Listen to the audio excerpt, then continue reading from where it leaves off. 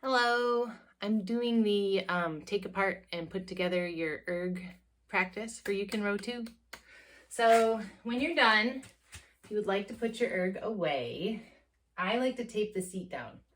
I do not enjoy the way it moves back and forth when I'm taking it apart, so I just tape it. Then you have to loosen up this little thing on the bottom. You like rotate it until it's kind of out of the way. And after you've done that, if you lift this up, it'll pop up. Okay? You can put this up against the wall now. And you can put this also up against the wall now and store it away. And it can store really snug like this. Right? Now you can play the video backwards to see how to put it together. I'm just kidding. I'm going to do it. Okay, so you got to put this back from whence it came. You're going to take this guy right here and put it back.